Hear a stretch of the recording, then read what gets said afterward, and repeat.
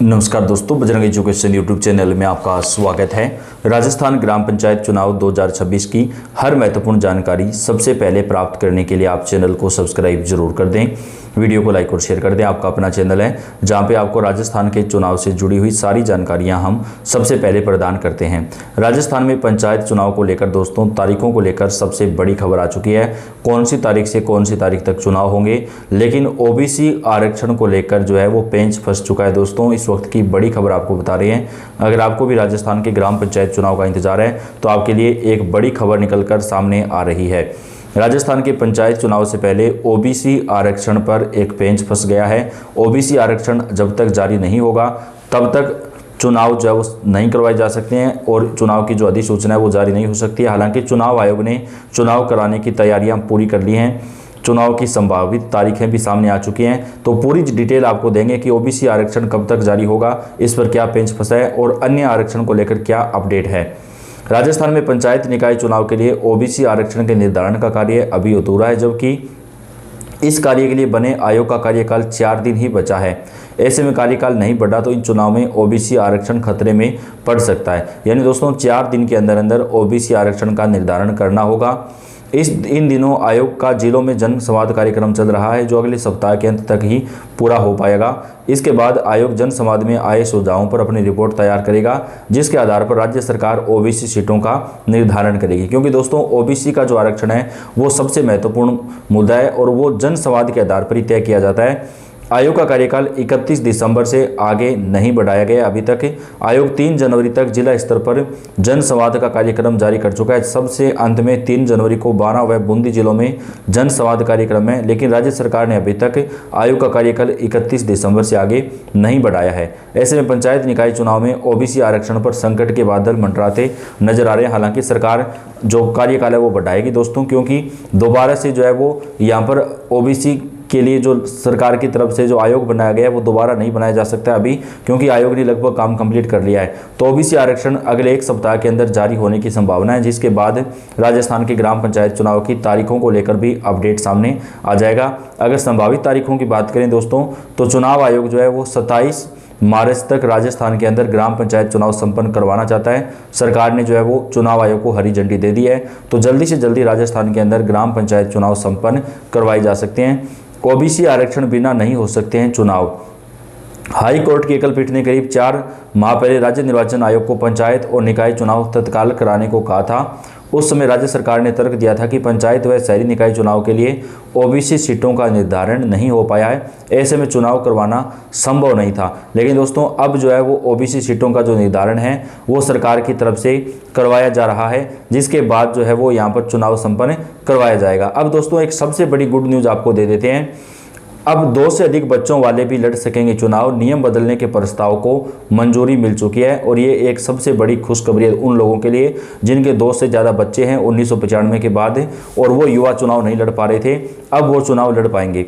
राजस्थान की सियासत में बड़ा बदलाव होने जा रहा है। पंचायत और नगर निकाय चुनाव से पहले राज्य सरकार 2 से अधिक संतानों वाले उम्मीदवारों से जुड़ा नियम बदलने की तैयारी कर चुकी है। नगर पालिका अधिनियम में संशोधन प्रस्ताव को प्रशासनिक मंजूरी मिल चुकी है। अगर ये प्रस्ताव कानून बनता है तो स्थानीय चुनावों का पूरा समीकरण ही बदल जाएगा।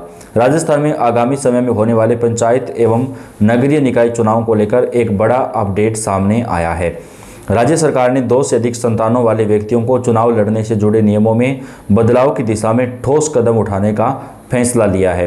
नगर पालिका अधिनियम में संशोधन के लिए तैयार प्रस्ताव को प्रशासनिक स्तर पर मंजूरी मिल चुकी है, जिससे आने वाले निकाय और पंचायत चुनाव से पहले नियम बदलने की संभावना मजबूत हो गई है।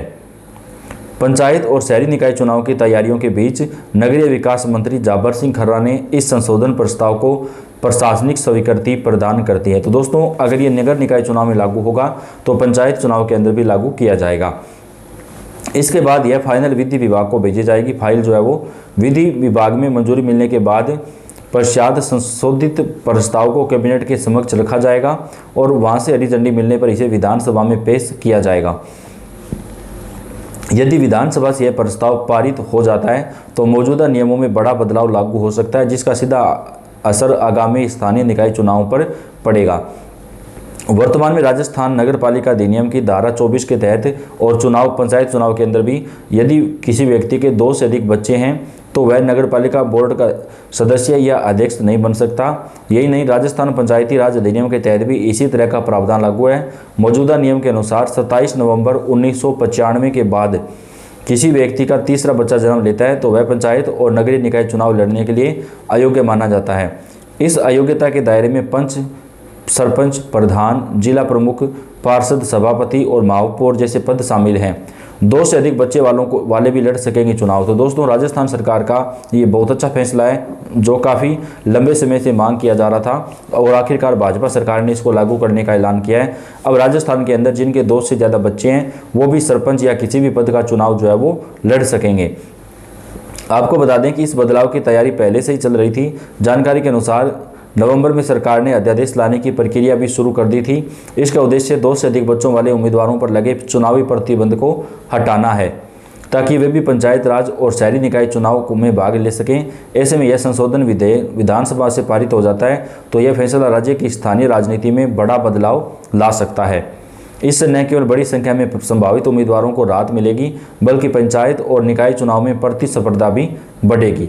फिलहाल सभी की निगाहें विधि विभाग, कैबिनेट और विधानसभा की आगामी प्रक्रियाओं पर टिकी हुई है क्योंकि वहीं से तय होगा कि आने वाले चुनाव पुराने नियम पर होंगे या बदले हुए प्रावधानों के तहत करवाए जाएंगे। तो दोस्तों, राजस्थान के अंदर जो ग्राम पंचायत चुनाव हैं वो सरकार की तरफ से बड़ा संशोधन किया जा रहा है। राजस्थान के अंदर ग्राम पंचायत चुनाव को लेकर सरकार तैयारी कर रही है दोस्तों, और राजस्थान के ग्राम पंचायत चुनाव अब जल्दी से जल्दी संपन्न करवाने पर काम किया जा रहा है। इसके साथ ही राजस्थान की ग्राम पंचायत चुनाव में 2 से अधिक बच्चे जिनके हैं उनका जो नियम है उस पर भी सरकार की तरफ से जो है वो संशोधन किया जा रहा है। ओबीसी आरक्षण का पेंच जो है वो अभी बरकरार है दोस्तों। चुनाव में देरी का एक बड़ा कारण ओबीसी आरक्षण की सीटों का निर्धारण न हो पाना है। राज्य सरकार का तर्क है कि बिना ओबीसी सीटों के आवंटन के चुनाव कराना संभव नहीं है। वर्तमान में ओबीसी आयोग जिलों में जन संवाद कर रहा है जिसके आधार पर रिपोर्ट तैयार की जाएगी। हालांकि आयोग का कार्यकाल 31 दिसंबर को समाप्त हो रहा है। यदि इसे नहीं बढ़ाया गया तो आरक्षण प्रक्रिया प्रभावित हो सकती है और चुनाव होने में देरी भी हो सकती है। परिसमन का कार्य अभी भी जारी है। अदालत में सुनवाई के दौरान सरकार की ओर से दलील दी गई थी कि राज्य स्थानीय निकायों के परिसीमन का काम अभी चल रहा है। एडिशनल सॉलिसिटर जनरल ने कोर्ट को भरोसा दिलाया था कि यह प्रक्रिया तय समय में पूरी कर ली जाएगी। सुप्रीम कोर्ट की केंद्र की बेंच ने सरकार के इस भरोसे को रिकॉर्ड पर लेते हुए स्पष्ट किया कि 15 अप्रैल 2026 की समय सीमा के भीतर चुनाव करवाना अनिवार्य होगा। तो दोस्तों, अब राजस्थान के अंदर ग्राम पंचायत चुनाव सरकार जल्दी से जल्दी करवाना चाहती है और इसके लिए जो है अभी तैयारियां भी काफ़ी ज़्यादा ज़ोर शोर से चल रही है। तो राजस्थान के ग्राम पंचायत चुनाव को लेकर बेहद बड़ी खबर निकलकर सामने आ रही है। चुनाव सरकार की तरफ से जल्दी संपन्न करवाए जाएंगे, लेकिन दोस्तों ओबीसी आरक्षण के ऊपर जो बदलाव हो रहा है उसको लागू करने के बाद ही चुनाव जो है वो सरकार की तरफ से समय के ऊपर करवाए जा सकते हैं, नहीं तो चुनाव के अंदर देरी हो सकती है। तो राजस्थान के ग्राम पंचायत चुनाव से जुड़ी हुई सारी जानकारियाँ आप तक हम पहुँचाते रहेंगे। आप वीडियो को लाइक और चैनल को सब्सक्राइब कर दें।